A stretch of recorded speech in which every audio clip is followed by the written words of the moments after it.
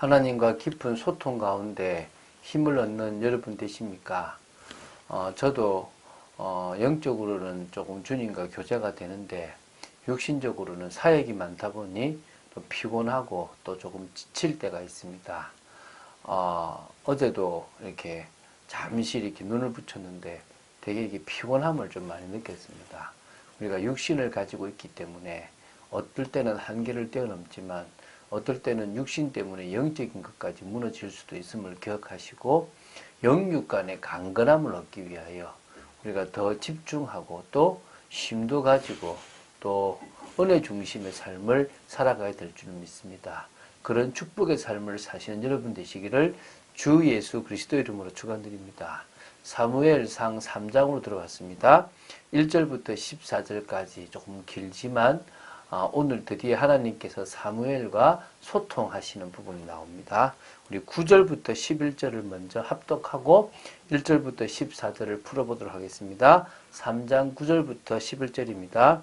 엘리가 사무엘에게 이르되 가서 누웠다가 그가 너를 부르시거든 내가 말하기를 여호와여 말씀하옵소서 주의 종이 듣겠나이다 하라 하니 이에 사무엘이 가서 자기 처소에 누우니라. 여호와께서 임하여 서서 전과 같이 사무엘아 사무엘아 부르시는지라.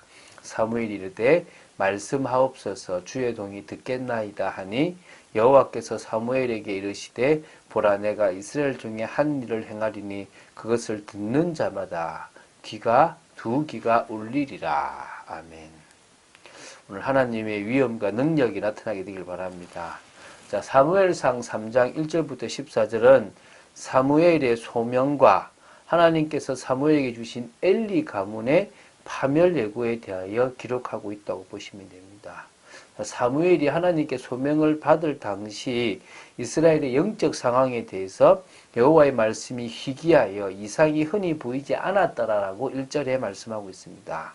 그래서 당시 이스라엘이 타락하며 매우 암울한 영적 상황에 처해 있었다는 것을 우리는 계속 봐왔습니다. 이런 암울한 상황에서 하나님은 엘리 가문의 제사장들을 대신할 이스라엘의 영적 지도자로 사무엘을 부르셨습니다. 사무엘의 나이가 대략 그 당시 한 12세 정도로 보시면 될 것 같아요. 그리고 이 사무엘이 이때부터 본격적으로 이스라엘 새로운 지도자로 활약한 것은 사실 아니고요.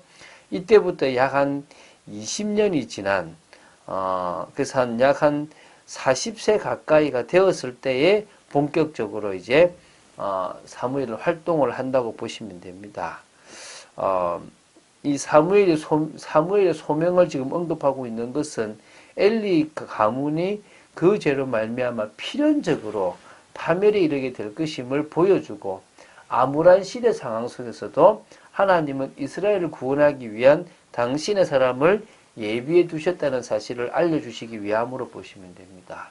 자, 우리 먼저 1절부터 풀겠습니다. 먼저 1절만 보면 아이 사무엘이 엘리 앞에서 여호와를 섬길 그때, 다시 말하면 엘리 제사장은 영적 무능으로 인해서 여호와의 말씀이 희귀한 시대인 것이고 그때는 이상이 보이지 않았던 것입니다.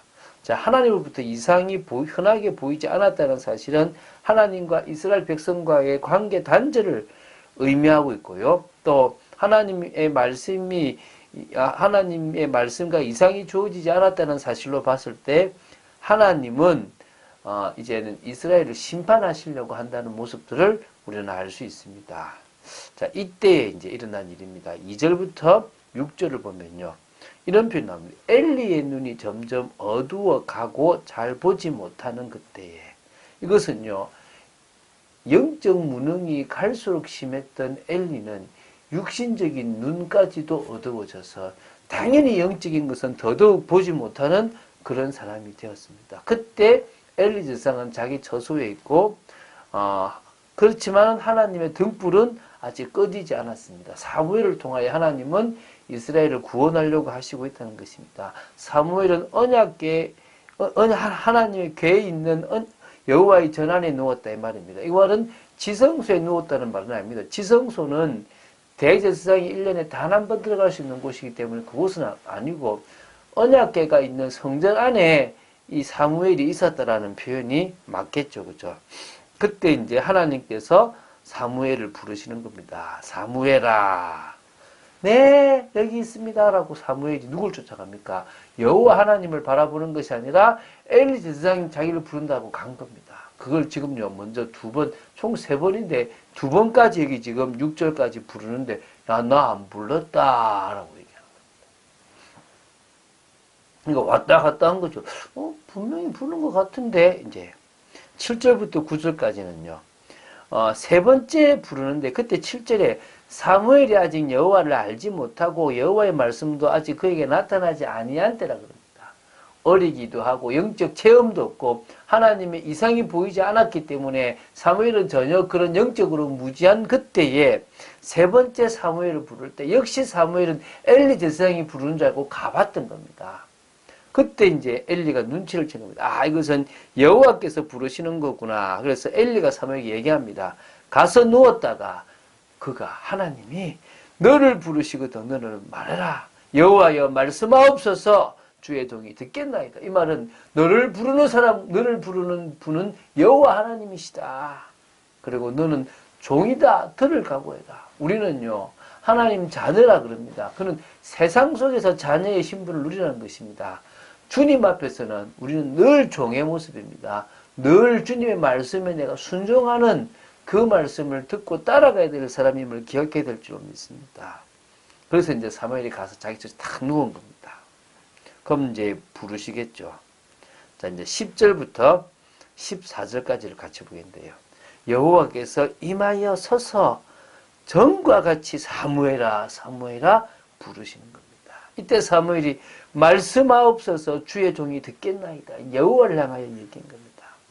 여호와께서 사무엘에게 이제 이 엘리 제사장 집안에 일어날 그 가문의 이야기를 사실은 해주시는 것입니다. 이 11절부터 14절까지가 중요한 말씀인데요. 하나님이 이스라엘 중에 행하시는 일, 즉 엘리 가문에 대한 심판에 대해서 듣는 사람들 모두 두 귀가 울릴 정도로 두려움의 충격에 빠질 거라는 예언인데요. 이 당사자 엘리도 자신이 하나님의 사람으로부터 이 일을 들었기 때문에 사실은 알고 있습니다. 근데 이것을 하나님께서 굳이 사무엘에게 알리신 것은 앞으로 사무엘과 말씀하시겠다는 것이고요. 소통하시겠다는 것이고, 두 번째는 엘리 가문의 멸망을 통해서 너는 끝까지 그런 어리석은 영적으로 무지하고 무능한 자가 되지 말라는 부분도 경고도 있겠죠. 어쨌든 사무엘은 이때부터 하나님의 음성을 듣는 하나님과 소통되는 축복의 사람이 되었습니다.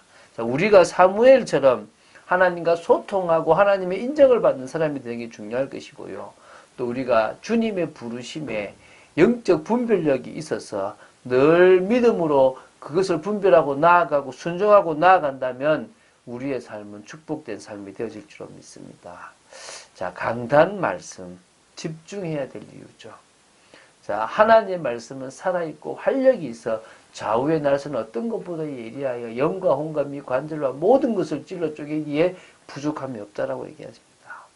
이 말씀을 통해서 우리는 해답과 응답의 말씀, 갱신의 말씀, 방향의 말씀을 찾아내는 것입니다.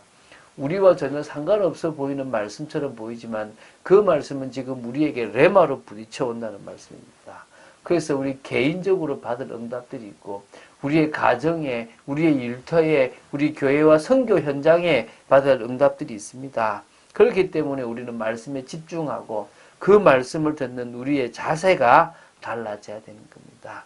하나님의 능력을 우리의 생각과 우리의 수준으로 제한하지 말고 정말 사실적으로 의 말씀을 보고 우리의 그릇을 준비하는 축복이 있어야 될 줄로 믿습니다. 그래서 삶의 그릇, 믿음의 그릇, 관계의 그릇 이런 그릇들을 우리가 하나하나 준비해 나간다면 반드시 우리의 삶 속에 하나님의 역사, 문을 여시는 역사가 있을 줄로 믿습니다. 그러면 우리는 그걸 따라 가면 되는 겁니다. 말씀을 따라가는 사람들은 언약의 여정을 걸어가는 사람들입니다. 그 언약의 여정을 한 걸음 한 걸음 한 걸음 걸어가다 보면 어느 날 성취의 자리, 응답의 자리에 있습니다. 없어도 되는데 주님 우리를 사용하여 주신다는 것이 얼마나 감사합니까? 우리는 주님의 뜻과 계획을 따라 한 걸음 한 걸음 인도받는 축복의 삶이 되어야 될 줄로 믿습니다.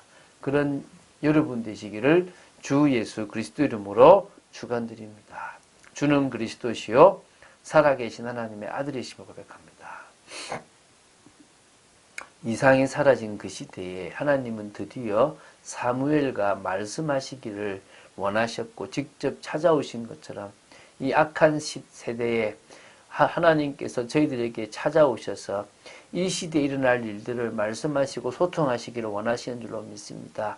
두렵고 떨리는 마음으로 주님 앞에 서 있기를 원하며 말씀 순종하고 하나님의 뜻을 이루는 귀한 믿음의 사람으로 서기를 간절히 소원합니다. 역사하여 주시옵소서. 은혜를 내려 주시옵소서. 하나님이 하시는 역사를 보며 인도받는 저희들 되기를 간절히 소원합니다. 주 예수 그리스도 이름으로 기도드립니다. 아멘.